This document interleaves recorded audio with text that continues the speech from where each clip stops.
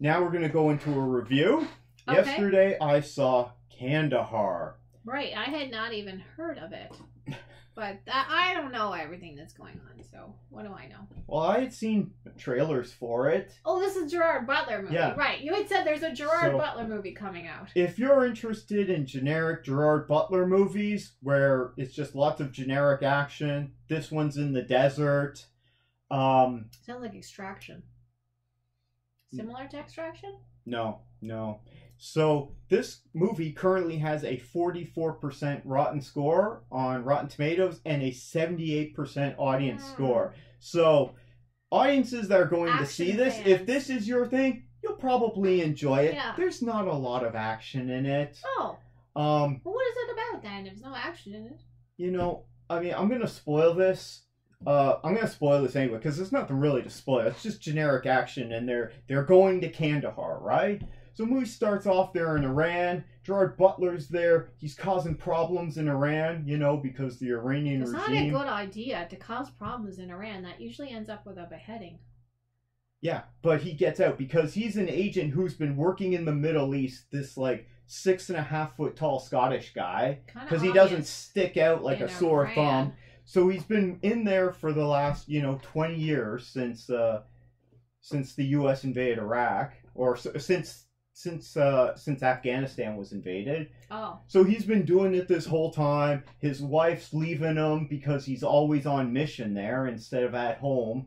And he's not going to get to see his daughter and... The story's kind of doubtful already. I don't think a very giant Scottish guy could go around that area and not be seen. Yeah, exactly. Right? So he's causing problems there. And then there's stuff. Pakistan gets involved. Iran's chasing him. Everyone's after him.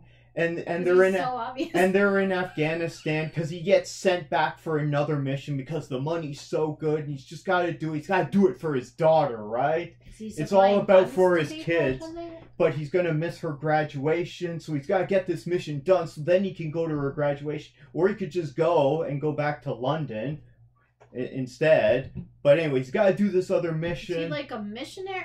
He's like you hire him as he's an assassin, a mercenary contractor. I was gonna say missionary, not a missionary. So he's being contracted essentially by the CIA to go do these missions. So he's in intelligence, not in as a mercenary. Okay. Yeah. So he has to go do this mission in Afghanistan. And they send him with a translator, and the translator's only going because he wants to get his daughter back, who's been taken captive by the Taliban. And the Taliban's out there and ISIS there. Everyone's after them. I'm like, okay, sure.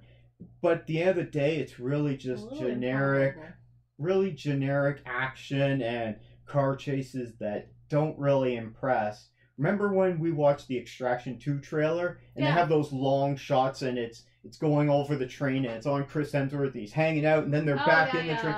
And it just is one long continuous shot.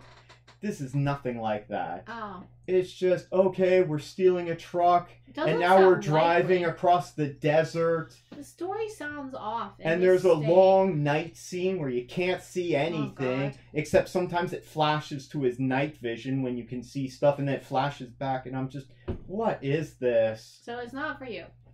Wasn't for me. Now, if you're into this kind of stuff, sure, then you're going to love it because the people that are going to see it enjoy it. Obviously, people are enjoying it. But I don't think most people are going to say, I wouldn't waste my time on this, I'd give this a worst movie ever ranking. Right. If it's your thing and you got a different opinion, go ahead and leave a comment down below and let me know what you liked about it, but it's not for me, and I don't want to rag on this.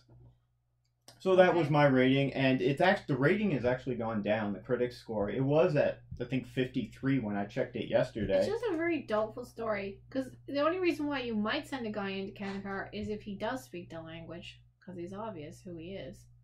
I don't know, it just seems a bit questionable, the story. Okay. Anyway, moving on. Yep.